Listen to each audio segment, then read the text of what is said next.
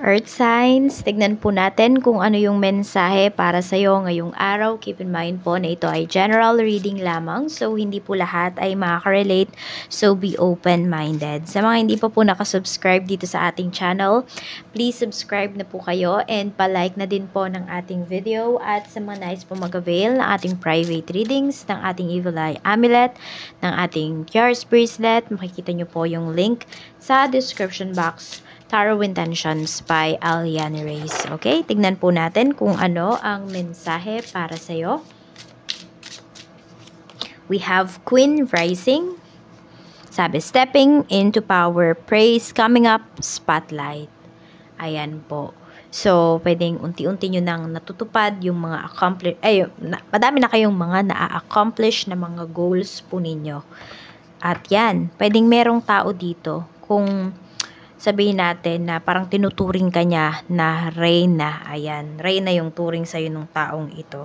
Or meron ba dito pwedeng anak nyo or kayo ay merong ditong sumagala nung May. Ayan po. So, tignan natin kung ano pa yung mensahe. Pwedeng meron din dito sumasali kayo sa mga contest. Tapos, pwedeng nakakakuha kayo lagi ng mga awards. Yung self-confidence ninyo dito, Earth signs, talagang antaas ngayong araw. Feel nyo talaga yung energy po ninyo. We have bad reputation. Okay, so meron naman dito, pwedeng parang dinudungisan ba yung iyong pangalan. May mga tao po dito na, kaya lang naman nakuha ni Earth signs yan kasi ganito, ganyan. May mga sinasabi silang mga ganon. May mga marites ba? Yung mga ayaw na nakikita na gumiginhawa yung buhay mo, yung yung mga tao na ayaw makita na masaya ka, na may na-achieve ka sa buhay. Ayun, sila lang naman yung mga nagsasabi niyan. Pero tingnan mo kung may na-achieve ba sila. Sabi nga, hindi ka naman ibabash nung tao na mas may nagagawa sa'yo eh. You know? Ang mababash talaga sa'yo yung mga tao na, crumbs lang yung ginagawa nila or yung binibigay nila or kung ano yung mayroon sila. Totoo naman talaga yun. Kita mo, yung mga mayayaman, wala silang care sa mga ganyan, mga chismis, 'di ba? Ang care nila, magpayaman lalo.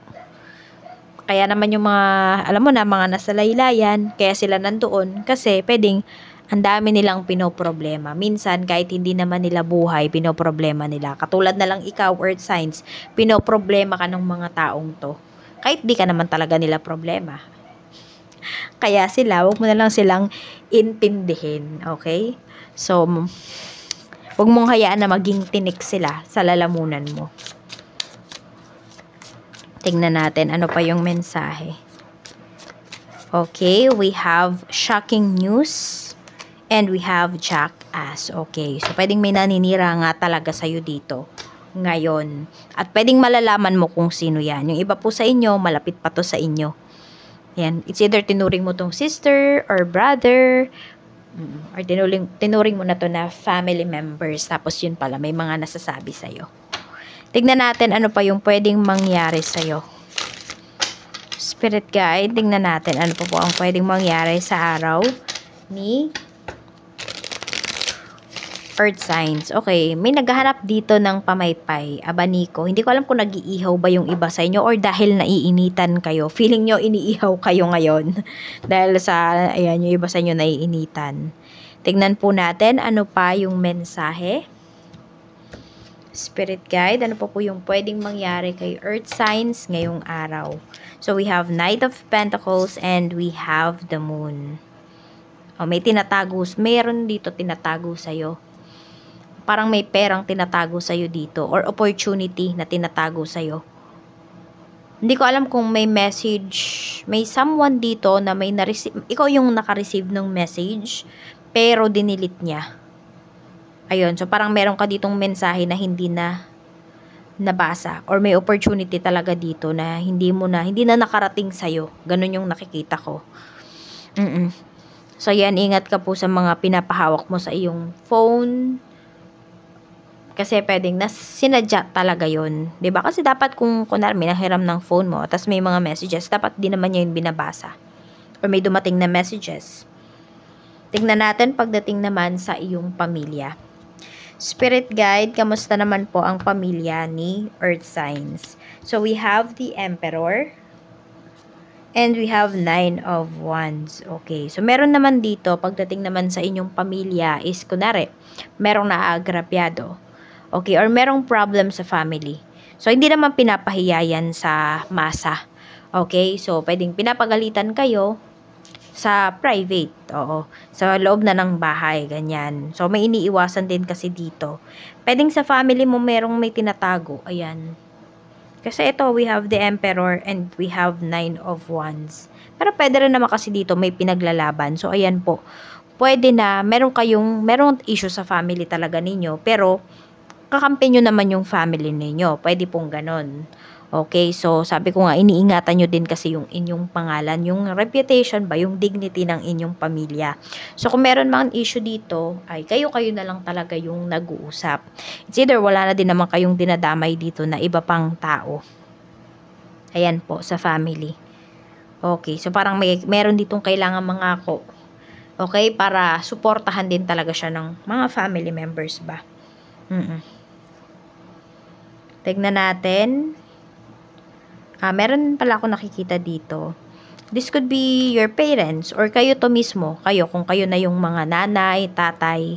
So, pwedeng meron po talagang nagawa yung anak ninyo. Tapos, dahil nga anak ninyo, pwedeng sa private nyo na lang pinapagalitan. Yung iba din naman po sa inyo, pwedeng, ayun, sometimes medyo nangungunsinte rin kayo. Natotolerate din po ninyo yung ginagawa.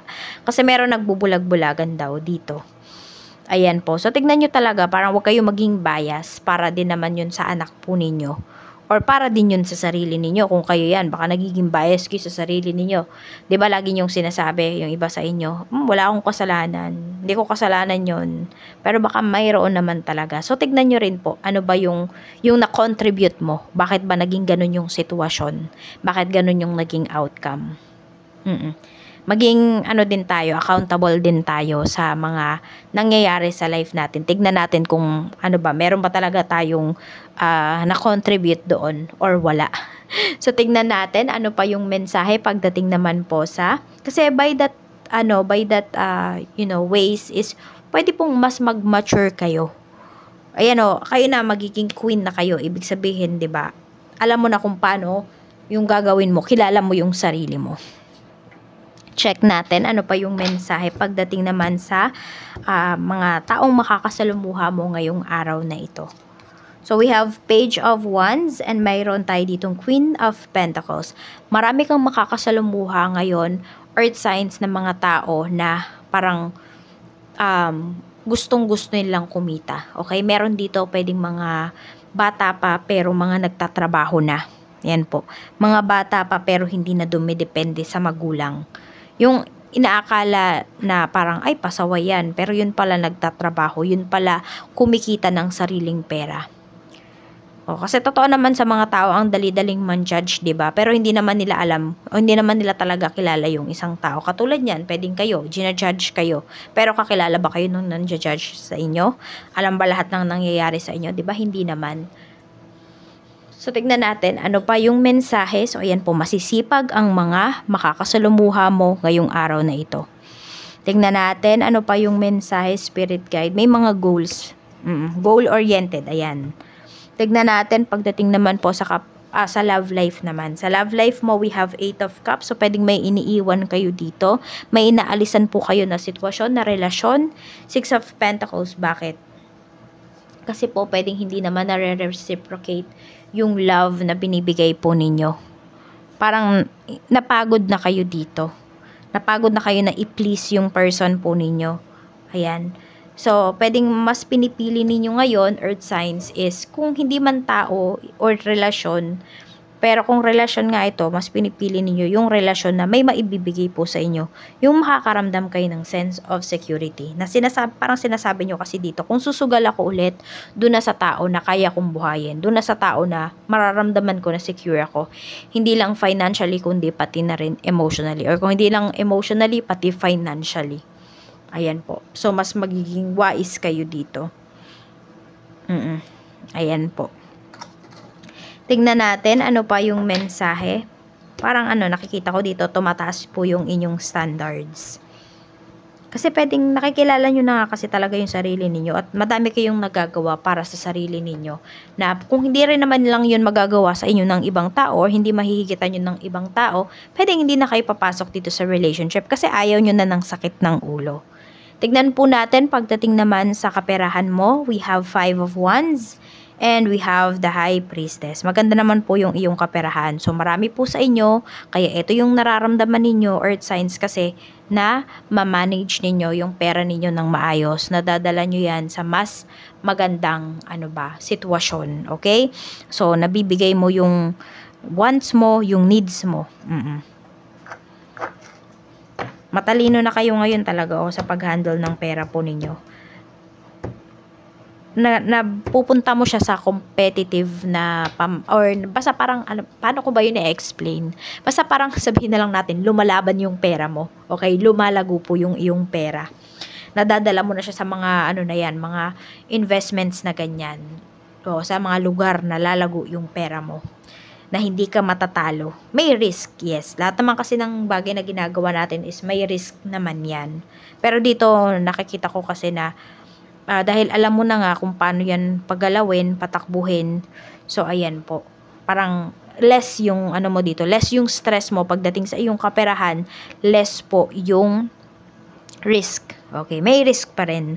Parang hindi na siya ganon ka taas. Tignan natin.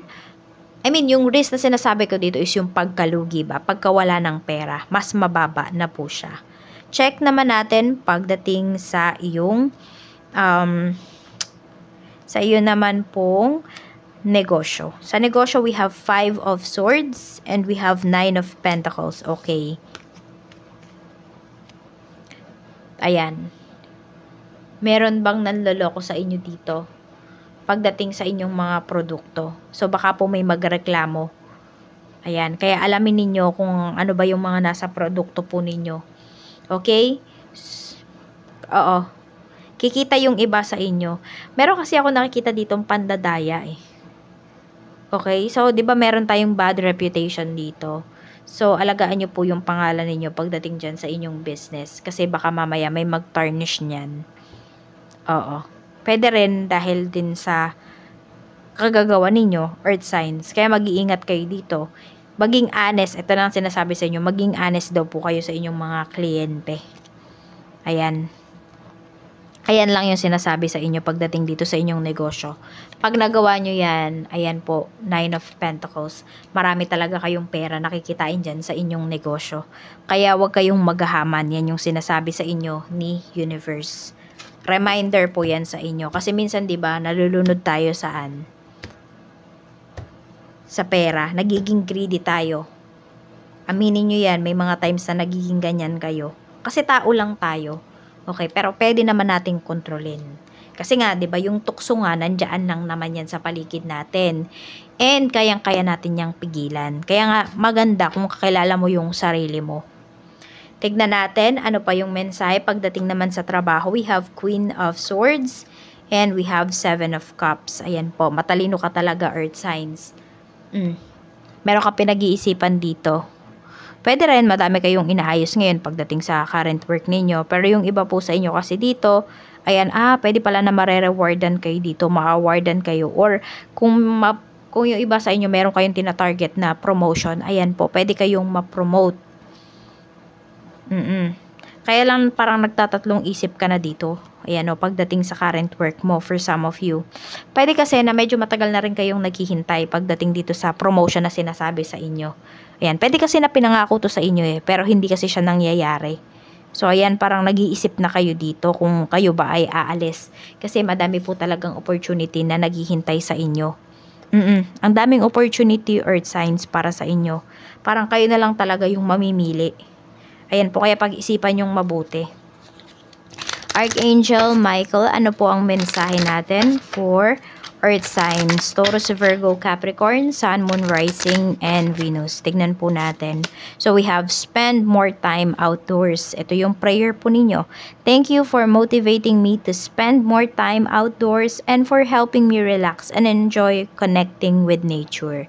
Ayan, so hindi lang daw po pala sa inyong sarili kayo mag-connect, even sa nature. So labas-labas din daw po kayo pag may time. Ibahin nyo din yung environment ninyo, 'di ba? Sabihin natin kung pag lumabas kayo, yung mga makakasalubong nyo lang, mga chismoso-chismosa, layo daw po kayo.